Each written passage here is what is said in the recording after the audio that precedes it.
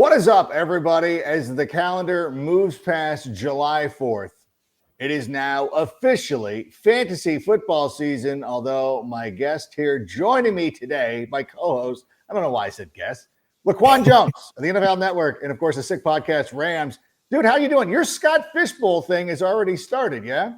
Yeah, man, we're all done, man. The Vegas draft was insane, man. I mean, how could you ask for a better setup? A draft board, friends, pool, some adult drinks, and just enjoying the vibes out there in Vegas, bro. And with our friends at Circa Las Vegas, and of course, Dave Rossborough joined us a couple of weeks ago. But listen, for many of us, we're just getting started with our draft prep. So we are going to kick off a full week of fantasy draft previews. And to do that, Stammy, let's go ahead and start the show. Welcome to our Fantasy Island. All right. Welcome to a very special edition, the fantasy football edition of the Sick Podcast, both with Laquan Jones and we're Adam Rank. And so very excited to get started today.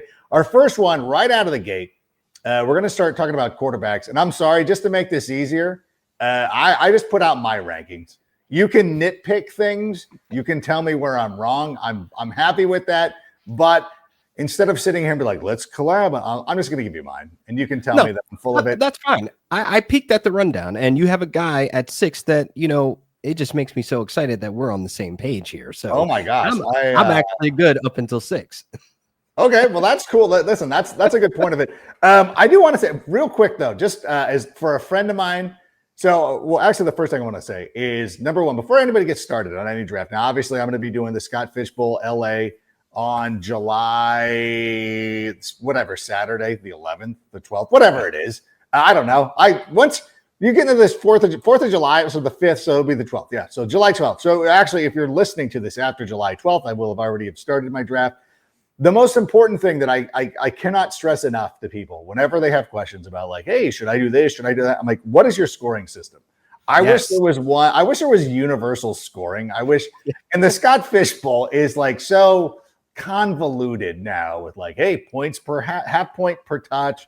Or you're like, oh God, this is going to be so crazy. But at the same time, it is very important to just take a half hour to sit here. And more importantly, like you don't even need you can just print out a list. This isn't like back in the day when you had to go out and study stuff. You had to print out a list and have everything going. So let's start here. Let's say it's a single quarterback league and it's 4 points for passing touchdown. What is your strategy with the quarterback position?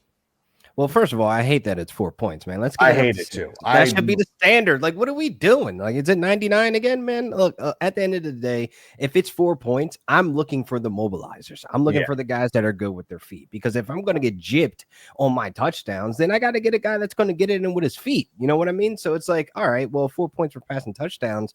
It's like, at the end of the day, you might end up with a Brock Purdy who may be on the decline. Those touchdowns have dropped significantly from, the 2023 season to the 24 season. So it's like, all right, so now he's out of the bag. Jared Goff, there's questions there in Detroit. Those touchdowns may come down back to earth. We might be a little humbled this season. So those guys I'm avoiding because in 6 points, those guys can be a little bit more valuable, but these guys don't move out of the pocket. So 4 point touchdowns in one quarterback leagues, I need the mobile guys on my side. 100%. And it is a big difference because when you see when people talk about who is the quarterback one last year, it's like, well, what was the league? What was the standing? Yeah. Because Joe Burrow threw every touchdown. It felt like he threw so many touchdowns. So those quarterbacks are much more valuable. And it's also easier to bypass a quarterback when it's 6 point leagues. It's actually the guys who don't get that. Like last year, I was so in on CJ Stroud, but I play in a league that has 6 points for passing touchdowns, and it didn't quite work out as well as I would have liked that to have, but it's just one of those things. So know your scoring settings. I got to ask a question though. A friend of mine, he's got a league where it's 6 points for passing touchdowns. He has a keeper question, Garrett Wilson in the 14th or Jaden Daniels in the 7th. And I told him if it's 6 points for passing touchdowns, you can throw Jaden Daniels back. Yeah.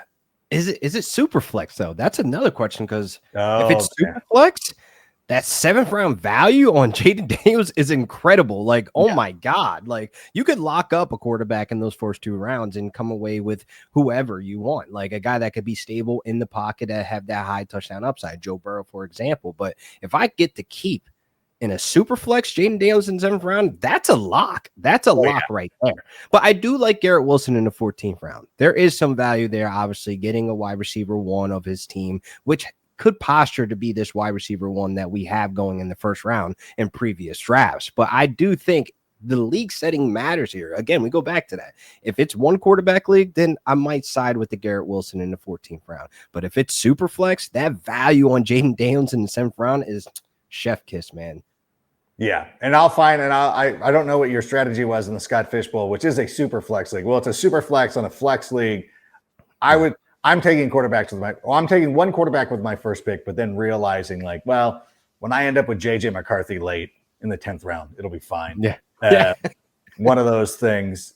So we like Jaden Daniels this year. I mean, as a quarterback, it's hard to be better than he was last season. What do you think about Jaden Daniels going into this year?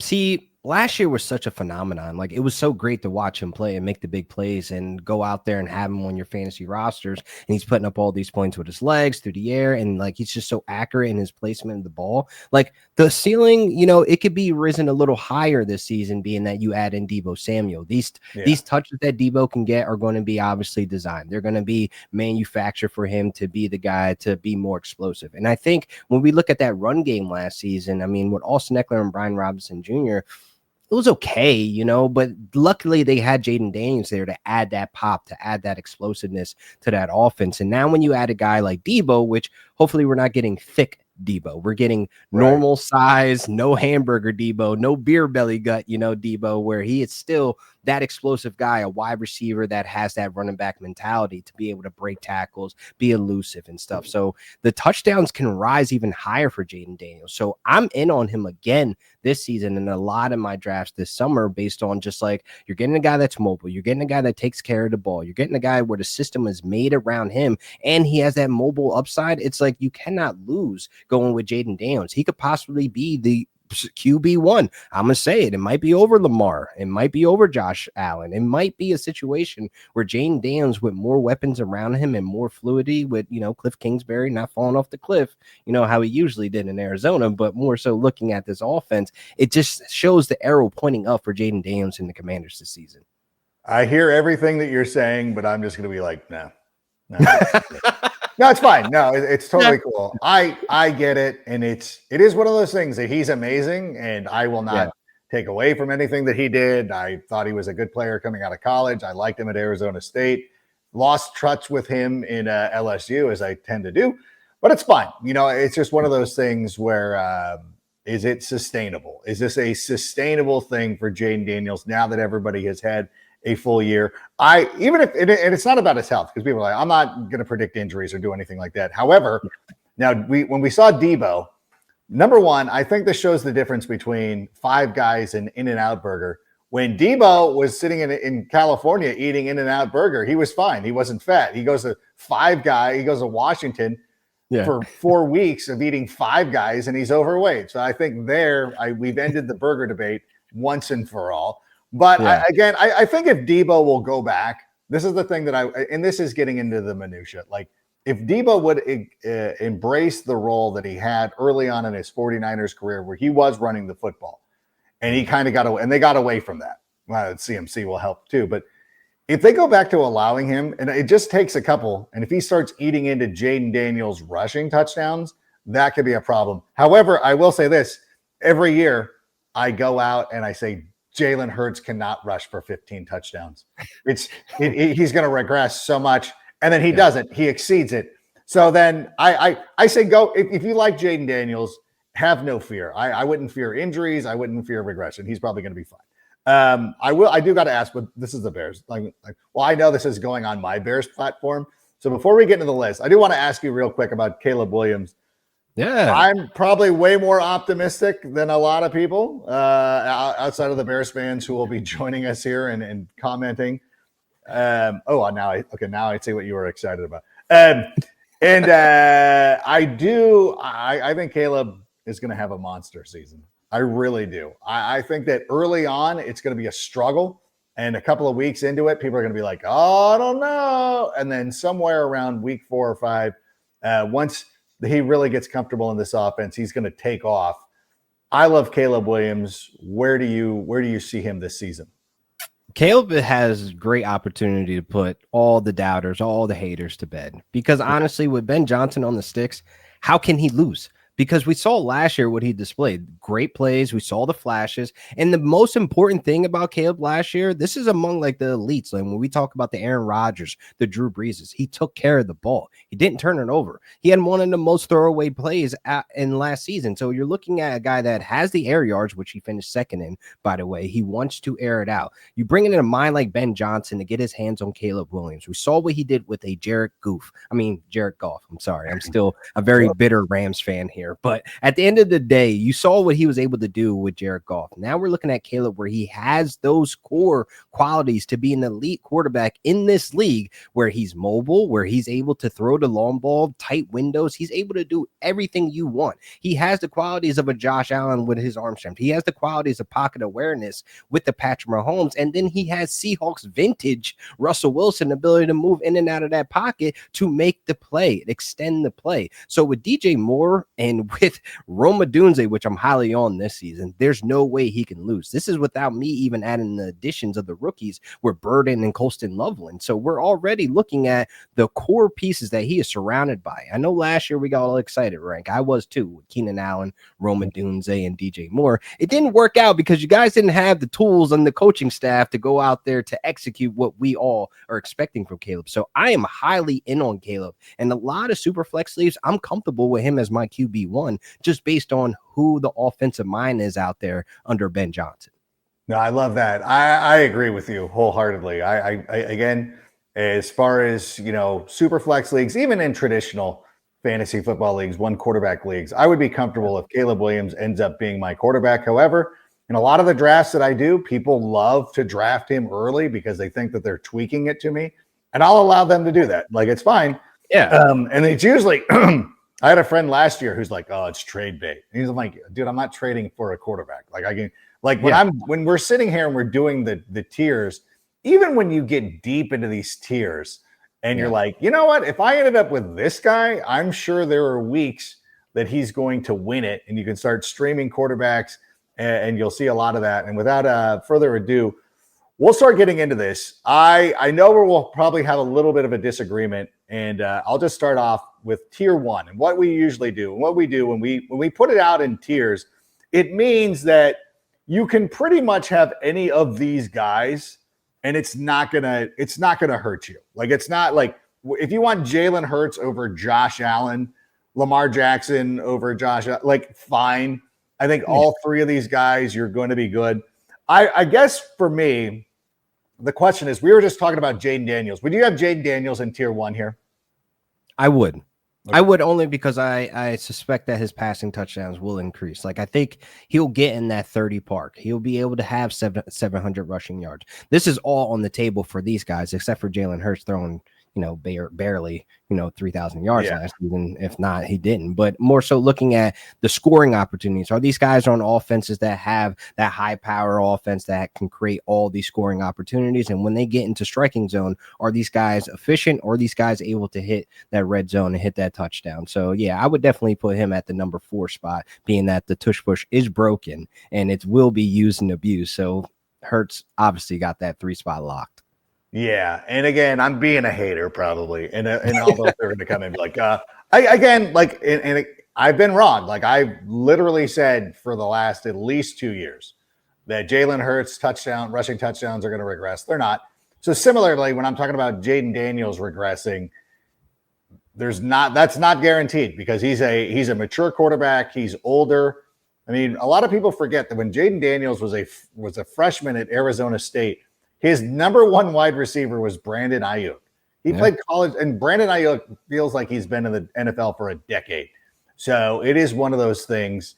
So if you want to put Jaden Daniels in, again, I'm not going to tell you who not to draft or whatever. I just have those 3 guys as the most elite.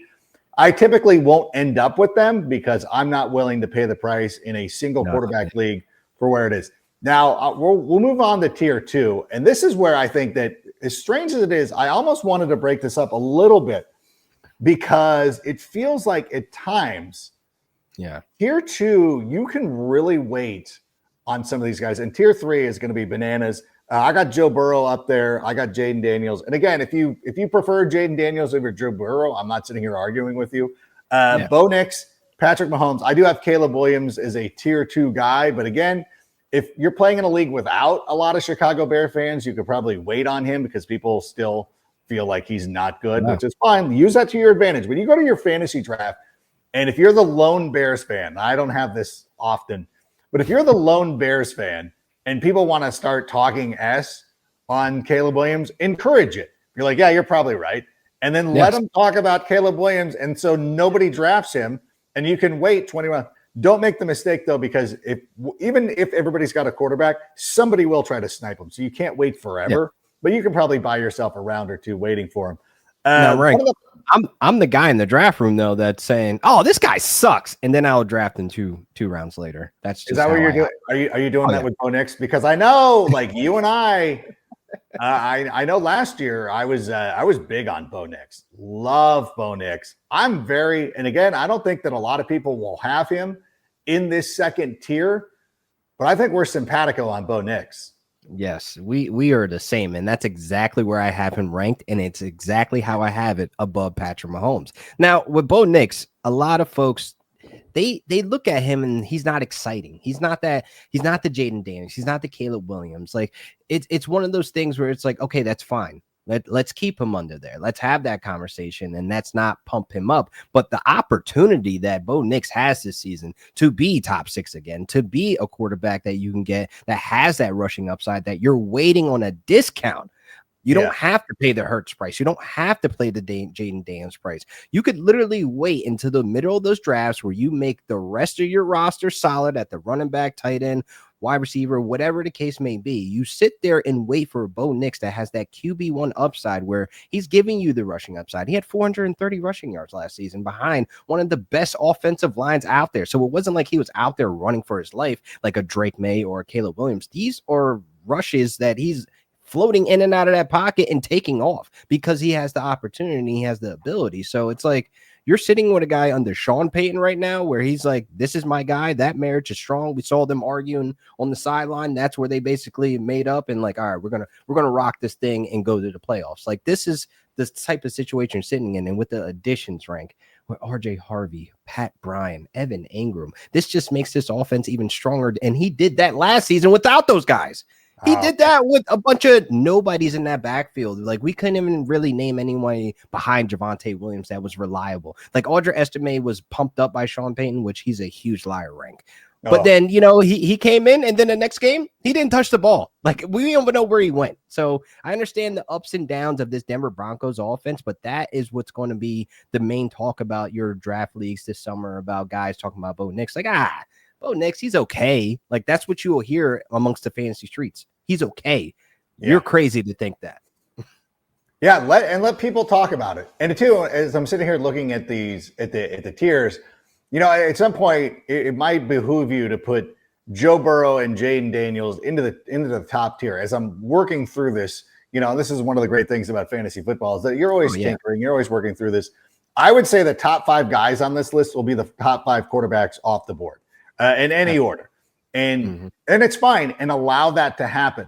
And then sit here and be pretty comfortable with allowing yourself the opportunity to get Bo Nix, Caleb Williams, or Patrick Mahomes. A lot of people will be sleeping on Patrick Mahomes this year. Allow them to do that. Be like, yeah, Mahomes sucks now. Like, Travis Kelce's garbage. Like, let people do that. If I end up leaving a league where I waited on a quarterback and I was waiting super deep and I got into the 6th, 7th, 8th, probably like the 8th round or something. The top 5, once the top 5 quarterbacks go, I think everybody's hitting the brakes.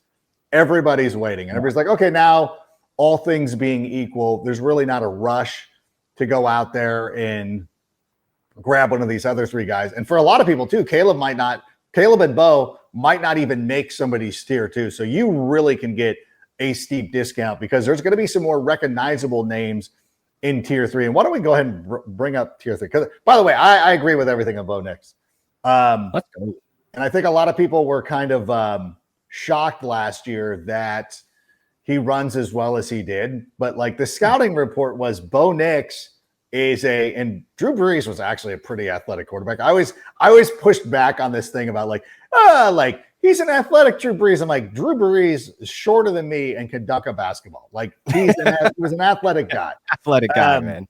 He really was. But again, when you look at tier 3, also a lot of interesting names here because Baker Mayfield, the only reason that I have Baker Mayfield slotted in tier 3 is because Dave Canales is gone from 2 years ago. Liam Cohen is gone. And he keeps playing well. So again, I don't want to get into this thing where like, well, he has to regress. I want to believe in Baker Mayfield, but we still have to make these rankings. Kyler Murray needs to step. Like Kyler Murray is strong on promise. We haven't seen it. Justin Herbert, if the Chargers threw the ball more, I would love it. Our guy Justin Fields, Drake May, Brock Purdy. We have Dak Prescott, CJ Stroud, and of course your guy Matthew Stafford. I stuck him in there in tier 3. I appreciate that. Well, let's talk about Matthew Stafford. Okay. What do we expect? What do we expect out of the Rams? As I'm doing this, and again, any of these guys, so we have Matthew Stafford at 17, Baker Mayfield's at 9. But the beauty of the tiers is that if you wanted to take Matthew Stafford over any of these guys, I'd be like, that makes sense. I don't hate it. And I think that with the way the Rams are constructed right now, really fortified the running game, which is bad for our guy Kyron Williams, but fortified the running game. And then you have Puka Nacua and Devontae Adams. And based on what Cooper Kupp was last year, Devontae Adams has to be seen as an upgrade. And I think Matthew Stafford is a really sneaky option this year. Absolutely. And I think people are sleeping on the opportunity here. In 2021, when he first landed, he finished QB6 that season for the reason why we were getting more touchdowns in the red zone, the more of the striking area where we're able to have Cooper Kupp be the Triple Crown winner, to be the elite, and then be able to go out there and dish it out and find other guys to be relevant. And I look at that season that Matthew Stafford had that ability to find the end zone more times than not. You add in a freaking Devontae Adams, you add in Puka Nacua, like you have two speed demons on the perimeter right now. You have guys that are going to be able to break tackles, get loose. I mean, Devontae Adams on the Jets last season still looked like a guy that can be in that Packers uniform many years ago, where he was still being elite. He was dominant. He's the alpha. Now you add in Puka Nacua, who's the Yak King. You cannot tackle this guy. If you think you're going to tackle him off the first contact, you're losing your mind. You're going to be left behind because he's going to drag you. And this is what Matthew Stafford has at the helm. When we look at the football IQ of this guy, out of this tier 3, when we put real life situations, he's the only one with a ring. He's the only one that can go out there and with broken ribs or a banged up shoulder or a pinched neck or whatever the case may be. The injury is there. He's still going to go out there and give you 110%. For fantasy, we're still looking at this offense. Sean McVay basically dedicated this entire offseason for versatility, to change things up. That's why you see a Jarquez Hunter. That's why you see Terrence Ferguson. You might see some more 12 personnel. There's going to be a lot of disguise of this offense, and you need a quarterback that has that football IQ that can execute this at a high level, because we've seen this before. Last season, to me, was kind of like we were limping. Like the last 2 seasons, there's no other quarterback on this list, tier 1, tier 2, that could be in the situation he was in to be able to win 10 games, to go to the playoffs and win a game, you know? So it's like one of those situations in fantasy, like keep Matthew Stafford name in the fantasy streets low. We're going to get him. We're going to get him as a valuable hidden gem in the QB1 in that trash can, to be able to go out there and put up 18 to plus fantasy points every single Sunday.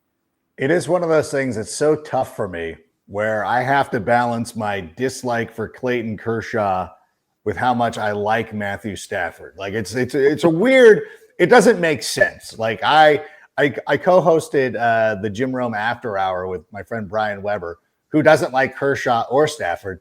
And I'm like, that makes it so much easier for you. Like it's just, they're a package deal. They'll both probably have their statues together somewhere in Los Angeles, which is fine. I do like Stafford a lot, and I like this Rams offense a lot, and I believe that the Rams are going to end up winning the NFC West. My only pushback, and did they win it last? No, Seattle. Wait, they won it? Wait. No, yeah? we won it. You won it last year. Yeah, okay. So that's fine. That's not the hottest of takes. I knew they were a playoff team. they actually looked the best against Philadelphia as opposed to anybody that Philadelphia ran into in the playoffs. I knew they made the playoffs, but I'm like, wait, who would have won the division? It wasn't Arizona. Definitely not San Francisco. Seattle didn't make the playoffs, right? Seattle didn't make it. No? 7 teams is too many to keep track of. And by the way, fantasy's over, and the Bears aren't in it, so I don't care. There you go. I do love. I like stat. This is not. I'm like trying to take away from Matthew Stafford. The only fear I have, and again, we're getting too nuanced for this. Yeah. Like opportunity is going to be there. High scoring offense with a quarterback who is good. Okay, that's fine.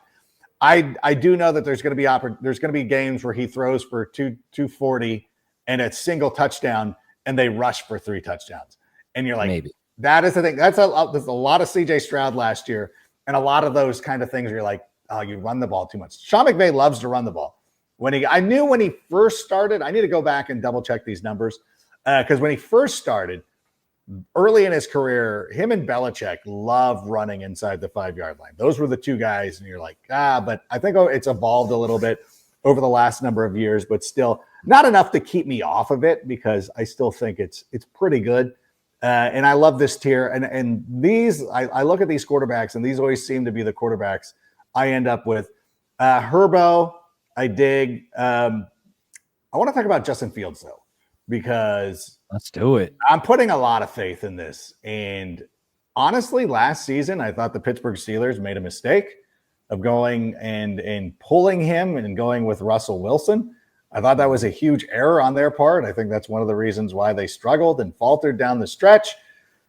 I think Justin Fields now getting a full opportunity with the New York Jets, with Garrett Wilson, Breece Hall. Regardless of what Aaron Rodgers thinks, I think Breece Hall is a good running back. I think Justin Fields could be a sneaky play here. I agree. And I think he's being drafted as like the QB 10 right now in best ball leagues. And I feel like you're taking a gamble, but it's a good gamble. You're looking at the situation where he doesn't have somebody over his back looking for his job. They invested in him for 2 years, and it's kind of big money. And it's one of those things like the Steelers, they were put in a situation where they had 2 quarterbacks that were capable, but you got Arthur Smith, the fantasy streets boogeyman, trying to build 2 playbooks, So it's like one of those things now. Justin Fields has his feet under him as the QB1, and that rushing upside, there's not many quarterbacks out there other than Lamar Jackson that could put 1,000 yards on the ground. You know what I mean? So I'm obviously going to chase that upside as well. And being that, I feel as though no diss to the Bears out there in Chicago, but he's put in probably the best situation from a running back and a wide receiver 1 situation he's had in his entire career. So I feel like it's kind of a situation that you're going to accept that he's not going to go out there and throw for 4,000 yards, but he's going to have a ton of rushing yards. He's going to have a ton of rushing opportunities. Breece Hall might come down, obviously with his rushing touchdowns, but you're still looking at a solid quarterback that can go out there and have that ceiling to put up 20 points every Sunday for you. So I'm looking at Justin Fields as a guy, like if I miss out, on the Caleb Williams and he goes too high, or Bo Nix, Justin Fields is just a valuable QB1 there as well, because we know he has that top 5 upside. No, and I would push back. I think DJ Moore is better than Garrett Wilson, but whatever. Listen, we can sit here and have that conversation during the wide receiver segment here coming up this week. Yeah, I do.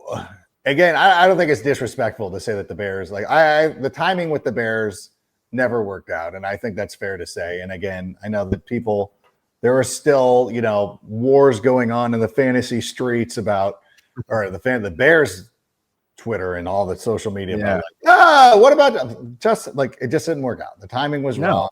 It didn't work out. If I'd have been sitting behind Tiffany Amber Thiessen in a different part of my life than when I did, who knows? Maybe that's a story for another day. We do. What about Dak Prescott? If I got to tell you that story at some point. But Dak Prescott at number 15. Again, we're doing this. If Dak Prescott, if I put him at 9 or I put him at 15, again, to me, it makes no difference. You got to assign a number to a guy at some point. You're going to have to make a decision. But if for whatever reason, if I ended up with Dak Prescott as my QB, even if my QB1, I'm not necessarily hating it, although I would prefer some other guys. But I think Dak Prescott really has an opportunity to rebound with CeeDee Lamb and George Pickens and no real threat at the running back position.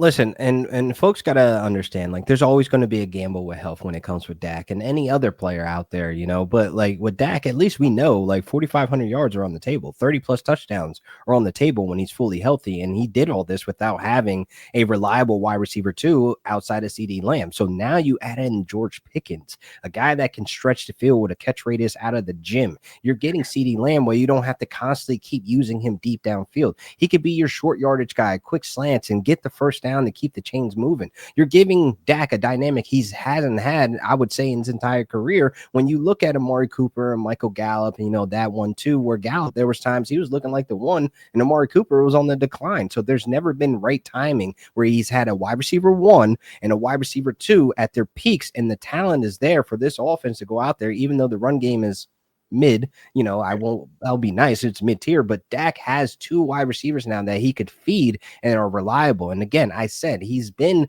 a guy that can have 4,500 yards and 30 plus touchdowns when healthy. That's just the gamble of like, is he going to be healthy? Is he going to be able to stay upright? Which is the gamble that I'm willing to pay in these drafts.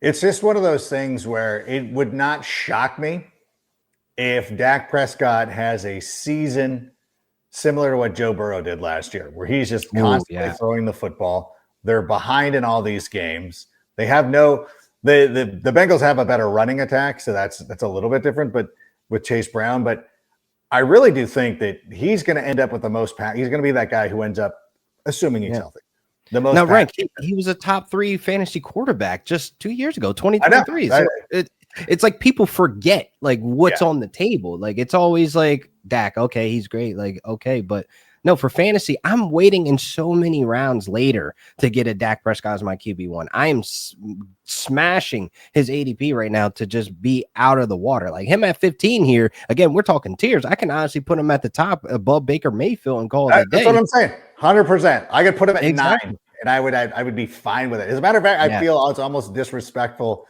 to not do that. And again, just trying to assign the point. Again, think of it in the tiers. And listen, a lot of times for me, I end up with tier 3 quarterbacks. Like that's just the way that I'm drafting, or depending on the league, especially if it's a 4-point or whatever it is. And again, I'll be comfortable. And there'll be leagues where I end up with Baker. There'll be leagues where I end up with Dak or Justin Fields, maybe even Drake May. I feel like having Drake May ahead of Dak, that's a little disrespectful. If I had to do it over, if I was in the draft queue right now, I would probably be picking Dak Prescott over Drake May. But you know what? That's the beauty of this, and this is why it's a living document. And I'm never going to be beholden to like, hey, you said Dak over Drake. Like it's the same tier. Like Dak over, as you said, Baker Mayfield or Kyler Murray. Like Kyler Murray brings the same set of issues as Dak Prescott does with like availability. Oh God, we've never. I feel like Kyler Murray is the Mandela effect of the NFL fantasy quarterbacks. Like, was he ever good? Or am I mad? Like, was he good? Like, we always assume that Kyler Murray was a good fantasy quarterback at some point. And I'm like, was he? Because I don't remember having him. I think people have that. They have that like reaction, like, was he good? But they still put him in the top 10 just 100%. Based on the rushing upside. Like, I get it, but for him to go publicly and vow that he's going to run more, I get the hype. But you should have been running more. You're 2 years removed from the injury. Last season was the most rushing yards we've seen from him since that 2020 season where he had like 700, 800 yards. So it's like, this should be already known in your game. This should what makes you more dangerous. And I think my biggest issue with Kyler is him not being able to connect with his wide receiver 1. And that is what's keeping him and capping him from breaking that ceiling of where he's at, is getting your wide receiver 1 established as the real threat. Trey McBride's great. He's cool, but he didn't have any touchdowns last season. So where did they go? Like Marvin Harrison had 8 touchdowns quietly, but less than 1,000 yards. So there's a disconnect there between Kyler and that offense. And his completion percentage and his passer rating and all that stuff, when he was targeting players other than Marvin Harrison, was through the roof. Was amazing. Dortch. Was Wilson there? Yeah. And when he forced the ball to Marvin Harrison, that's when his numbers went down. It's so insane to me. that it keeps doing that. So I'm ducking off screen. I got to make sure. I got to keep my tears up. Okay. Tier 4. This will be fun because everybody's like, hey, I think you forgot Jordan Love. No, I didn't forget Jordan Love. You didn't forget Jordan Love. Listen, again, these are capable quarterbacks. Jordan Love, JJ McCarthy, who I've seen like straight football people, like just gridiron talk saying JJ McCarthy was a top 12 quarterback in the NFL already, like without throwing a single pass. Fair enough, whatever. Trevor Lawrence, Sam Darnold, Bryce Young, and then your guy, Jared Goff, Cam Ward. Got to put Cam Ward above Tua. But again, like it doesn't matter at this level, at this tier. And again, like if you ended up with a tier 4 quarterback, you're going to be fine. I don't know. I don't think a lot of Jordan Love, and I don't want to spend a lot of time talking about him.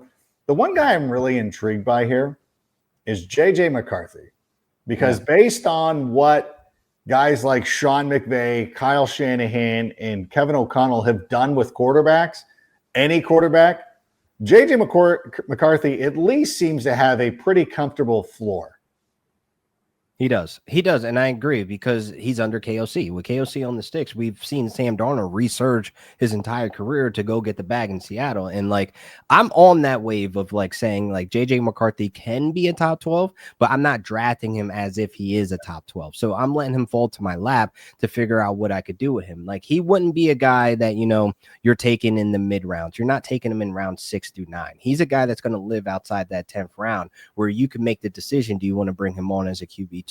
Or if you're doing super fade of like quarterbacks and want to just roll the dice on him, you're still sitting fine because he has that top 12 ceiling. And the reason why: Justin Jefferson, Jordan Addison, TJ Hawkinson. Look, the list goes on. Aaron Jones, you have Jordan Mason. Dear God, how can we forget about him? That run game is solid. It's the most solid it's been in a very long time. So you're looking at everything that's around him. You're looking at who's on the sticks, calling the plays and doing et cetera, and make sure, JJ stays healthy. It's like one of those things. I can take that gamble. I could take him because, again, he was drafted very high, a lot of investment on him. And one of the two qualities he has is accuracy, and he's kind of semi-mobile, moving in and out of that pocket. And we see Bo Nix, Caleb Williams, Jaden Daniels, all thriving as guys that can move around in that pocket. This is the direction where these young quarterbacks are coming in and being able to expand and basically blow up in year one. This is basically year one for JJ, where I think he might be on that same course. So again, I like everything that's around him. So I'm not a guy that's going to shy away from him just because he's coming back from injury or he hasn't played NFL football.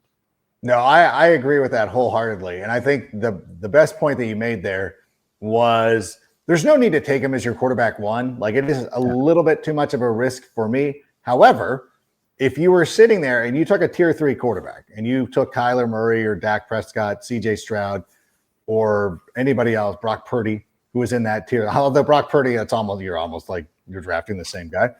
Yeah. But if you have a quarterback that you don't necessarily feel, even if you do, and he continues to fall in drafts, and again, if you're playing in a 12-team league with one starting quarterback, there's a good chance that JJ McCarthy doesn't get drafted at all. Like people will just be like, we'll wait and see. I could always pick him up on the waiver wire. For me, it would be worth picking him up in the event that he is just something special, that he comes out and he throws 4 touchdowns in his first game against the Bears, which I would hate.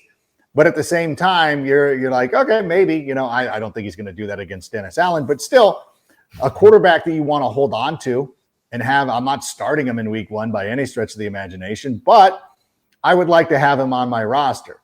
Not even in a super flex or 2 quarterback league. I'm just talking about straight on, just in case. And I hate to do the thing about trade bait or whatever. The thing is, typically when I'm drafting a quarterback, I'm taking a quarterback who's going to have some inherent risk because I'm not drafting Josh Allen or Jalen Hurts unless by some miracle those guys get super late in drafts. And listen, some people play in leagues like that where they're like, oh, like the hipster pick, like everybody's a hipster, and like nobody drafts quarterbacks. It'd be like, no. It's usually in our home leagues, there's going to be somebody who's just not as prepared, and they're like, well, I've heard of Josh Allen, so I'm going to take him. Or somebody takes it in the first round. I've had friends do this where they're like, hey, I just know that Josh Allen's going to consistently put up points, where CeeDee Lamb and CMC and these guys every year always seem to falter or somebody like that falters, and I'm like, I get it. Like if you draft well at the end, fair enough. But if I'm in a situation where I ended up with a tier, even if I ended up with Baker Mayfield, who I would feel confident with, but I would still be like, I'm still going to have JJ McCarthy or Patrick Mahomes. That's where Patrick Mahomes. Yeah, Patrick Mahomes' fantasy has been on a decline for the last 3 years, and I'm like, his name still rings bells. Like I've had him go in second rounds of my home leagues, and I'm like, you do not take a quarterback there, but hey, I'm gonna mind my business. You do you. But in a situation of that happening, you take a Patrick Mahomes rather too early. Falling back on a JJ McCarthy might literally be the savior of your roster. It might be savior of your team, because you could end up with a Patrick Mahomes of the Patrick Mahomes of last year, and you're not getting the touchdowns. You're not getting the rushing upside with him. These are things that are very crucial to your quarterback, your QB1 in these 1 QB leagues, because they have to be your start and forget unless it's bye week or injury. So if you're sitting here with a Patrick Mahomes, you're a little unsure, or a Baker Mayfield, you're unsure, where Baker's had more offensive coordinators than I've had girlfriends rank in my entire life. It's insane. So looking at that, you need a safety net. Yeah. This is if I don't have a prom date, can I go with you? Type of situation. The only problem with guys like Patrick Mahomes and this happened with CJ Stroud last year, is where they're playing and they're not playing bad. They're just not putting up fantasy points. Like CJ Stroud wasn't like bad last year. And there were games where he would throw for 220, but only 1 touchdown. And you're like, do I bench this guy? Because he's playing well and they're good, but what do I do? And so then you would have, Patrick Mahomes, and you're like, oh God, he's good.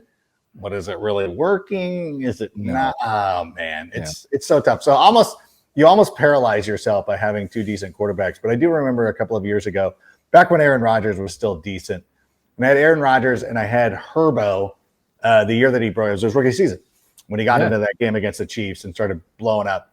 I had drafted Herbo just for this sort of reason. And it came to be like that thing of like, you had to just at some point pick a quarterback and roll with it. And eventually I was able, and again, I always say like, you're never trading a quarterback. But one of my friends, and if you remember Herbert's rookie season, there was a big name quarterback who got hurt, but I can't recall who it is offhand. But it was one of those situations where I was making a trade with somebody and I said, you can pick either quarterback. I just need them off my roster because they're both good. And it was like, oh, I'll take, I know you don't like the Packers, so I'll just take Rodgers. You're like, okay, or whatever it was. It could end up being one of those situations. I feel confident in with him. And I was looking. Oh, so tier 4. I'm so sorry. We also have Geno Smith and Aaron Rodgers in this. Sorry, they cut off on my page. Those are 2 decent guys, but I did want to talk about this one so that we could cut this off and put it on our Titans channel. The fantasy value of Cam Ward is one that I'm really intrigued with, and almost the same conversation we're having with JJ McCarthy. And if somebody snipes JJ McCarthy from me, which is probably going to happen now that we've been talking about this. Cam Ward is another player who, for me, in this tier of these guys, I think Bryce Young kind of falls into this mix as well. Yes. But you're right. With Cam Ward, I'm not saying he's going to go out and be Jaden Daniels. However, I do believe he can have a similar type situation to what Caleb and Drake May had last year, where they're like, or Bo Nix. Yeah. I feel like he can follow those guys. Jaden Daniels' rookie season might be unattainable. Cam Ward could certainly come in and have a season like Bo Nix and Caleb Williams and Drake May, and could be somebody who saves your fantasy season. Yeah. I definitely agree. And like at first I was a little hesitant early in like best ball drafts. And like, again, this is just like start and forget. Like you don't have to set your lineups, but still I'm trying to think of those high peak weeks that he could possibly have. There's going to be a defense out there that's going to be trash, and Cam Ward's going to go out there and light it up. But on a consistent basis, this is what worries me, is about the weapons around him. I'm not too sure about that wide receiver room. I mean, Tyler Lockett's on the back end of his career. Alec Ayumanor, he's a guy that I'm really excited about, but I don't know if he locks up that, starting position as their X. You obviously have Calvin Ridley there, and there's been a lot of hype around him and about, Calvin Ridley is a wide receiver 1, but we haven't had the Calvin Ridley wide receiver 1 since Atlanta. So it's like, I don't know what the disconnect there is between, between that Titans offense and Calvin Ridley, but Cam Ward comes in as like this wild card. Like he has, like, again, I like to compare quarterbacks and their qualities. Like he has that Patrick Mahomes awareness in the pocket. I know we all saw him stand straight up in the pocket at Miami and then launch one downfield and find the completion and find his target. These are football IQs that I look for, where you have the effort ball that Josh Allen had his first couple years in the league. Cam Ward has that. That's the downside. Know your league settings. Is it -2, -4 on those interceptions? Because he's a rookie. That's going to happen. Mistakes are going to happen. Look at Drake May. 10 interceptions, but he had 15 touchdowns. These mistakes in the ranges of the outcome for Cam Ward to have this fantasy season. So I say it like this, Rank.